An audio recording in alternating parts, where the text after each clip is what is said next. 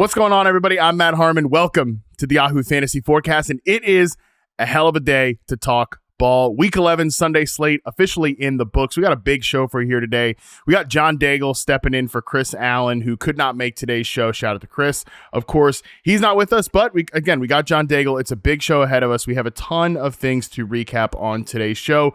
But first, we got to talk about Sunday Night Football. Eagles 16, Lions 9. One of our great producers on the show here, JB, who actually is an Eagles fan. Shout out to JB. He said, why don't we just, have like a stock taping essentially for when the Eagles are in primetime games. We got to do these solo recaps and just kind of run it back every week, run the same recap back. And I think that's actually kind of a pretty good idea because I'm not sure what new things I'm saying about the Philadelphia Eagles in these primetime recaps. They kind of look gross. They kind of look boring. It's ugly, but hey, clutch gene, baby. They just win. They just end up winning these ugly kind of backyard brawl sort of games. I feel like I could have said many of the same things that I said last week when we talked about the Eagles-Packers game, Sunday Night Football. I think I could have said a lot of those things, the same things then as I would say tonight. The only difference I think that we saw tonight is that there was clearly an effort to get A.J. Brown the football. 11 targets here on 28 Jalen Hurts pass attempts. No other Eagles pass catcher had more than 5 targets. Dallas Goedert had 5. Devontae Smith had 5. A.J. caught 7 for 49, so a cool 7 yards per reception. I'm not sure exactly how well it went funneling the ball to A.J. Brown on the particular route tree that he is running in this Eagles offense. Not sure how well that went. And I think we can kind of quibble about, were they force-feeding A.J. Brown? Because obviously he hasn't been happy lately. They're trying to keep him happy. They're trying to keep him involved. Or, to me, when I watched this game, one of the things that we talked about coming into it was, hey, this is actually a pretty good matchup for A.J. Brown to get the football a lot because it's a man coverage heavy defense with the Detroit Lions. And obviously we don't have the full coverage numbers available to us. This game mercifully ended about 20 minutes ago. So it's not as if we know exactly what the coverage was on the back end. But to me, watching on broadcast, it did look like they're showing man coverage a lot pre-snap, Detroit Lions. So in that situation, as Jalen Hurts, if you're reading things out, you're reading coverage pre-snap, a lot of those passes, especially when you're getting some pressure, it's going to go to your number one read, which is going to be your X receiver in those situations. So I wouldn't say that I felt as if it was an intentional force feeding. I think that's probably the way the plays are drawn up and designed. Now, what I would listen to is a debate and a discussion on exactly how well thought out of a plan that was and how well designed and drawn up those plays are by Kevin Patullo at this point. Because, like I said, I feel as if we are saying the same things over and over and over again about this Eagles passing game. They have had their high moments, no question. And look, if you have A.J. Brown in fantasy, you get 7 catches in this one. Unless you're playing, old archaic standard, you're getting something out of that. PPR, you're getting the scam. Half PPR, you're getting viability. Better than it was last week, that's for sure. So I guess you're not too upset about it, but not an efficient outing by any means. I mean, again, 11 targets to turn those into 2 first downs, not great. And to me, it's just the same old stuff with Jalen Hurts. It's the same old stuff with this offense. I really don't know what there is new to say. Devontae Smith, 1 catch on 5 targets here as they are attempting to get, 1 catch, 5 targets, 8 yards. That's not great. You don't want Smitty, who's playing great football this year, to come away with 5 targets and 1 reception, but that's how limited this Eagles passing offense is right now. And I just don't know, are they just going to wake up in the playoffs? Is that what's going to happen here? I don't think you can just fumble around in the dark all this time and then just flip it on at one point, but who knows? Maybe I'm wrong about that. Lane Johnson was injured in this game. You felt his absence for sure. It's another rather uninspiring day on the ground as well. Saquon Barkley, 26 carries, 3.2 yards per pop. Tank Bigsby, he gives him a little something every time he gets in the game, but obviously he only touches the ball 4 times for 34 yards. So this Eagles offense, I don't know.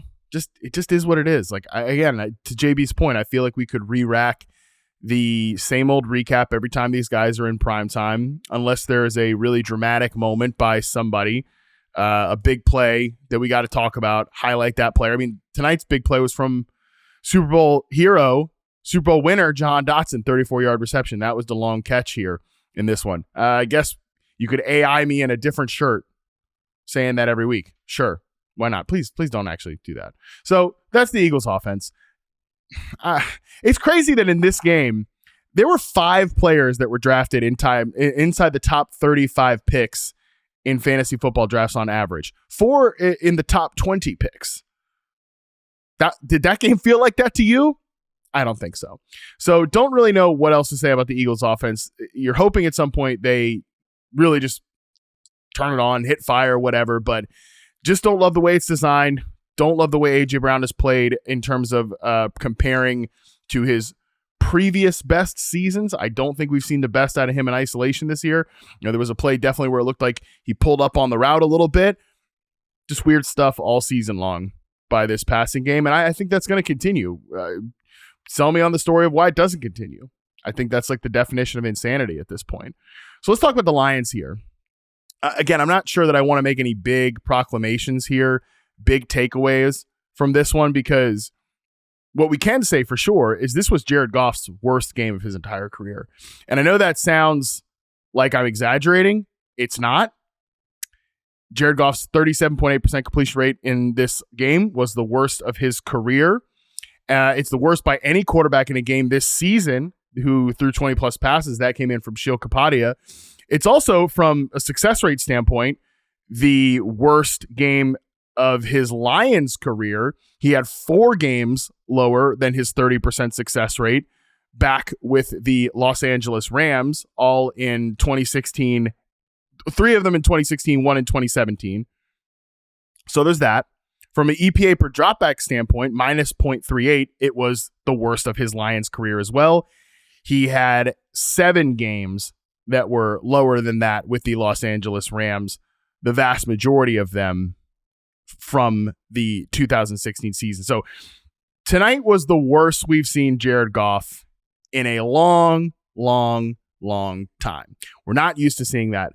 That being said, I feel like once a year, if not maybe twice a year, but certainly once a year, we're due for one of these Jared Goff just absolute disaster class games. And it's a lot of the same stuff that we know about Jared Goff. This was a big night for the Jared Goff can't play outside in the cold truthers.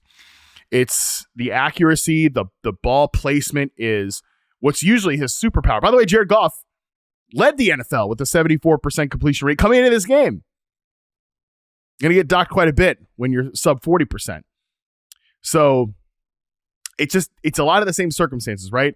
It's outside, it's in the cold, it's away from the dome, and it's when teams get pressure on him. And the Eagles were on his ass all night from a pressure perspective. And when they weren't getting near him, Jalen Carter, I believe, popped 2 passes, like deflected him at the line of scrimmage. Jordan Davis had, I believe, 3 in this game. They were consistently all over him from that perspective, batting passes down. And I think that has to do with just where he was from a comfortability standpoint, an off-platform standpoint. I mean, there are times where Jared Goff is jumping around. He's on his back foot. That's never going to go well for Jared, but that's just not his game, as Chris Collinsworth said. It's tough, right? It's tough when that's your franchise quarterback and you got to win a cold game at some point. But it's just the reality of who it is. Ben Solak has these numbers as well. Under pressure, Jared Goff was 1 for 14. That completion, by the way, was the Jameson Williams touchdown. So shout out, that was a good play. Beyond the line of scrimmage, 26% completion rated. Without play action, 9 of 27, 33% completion rated. According to Next Gen Stats, those numbers come in from Solak there. So yeah, it's just when you can get Jared Goff off the script, and I'm not talking about the scripted plays, the first 15, any of that, but just the kind of cookie cutter, what he does really well, when you can push him out of that, we're able to get him in one of these negative game scripts. We're able to get pressure on him. We're able to push him off his spot. Again, it is one of these outdoor cold games. This is where we get these games with Jared Goff every now and again. And like I said, it feels as if there's one per season that we get. The Lions just have to hope they don't get one of these in the postseason. Right now at this point, they're 6-3. They certainly still, to me, feel like the best team in their division. The Packers obviously have their issues. The Bears are going to make it interesting, but they beat the Bears early in the year.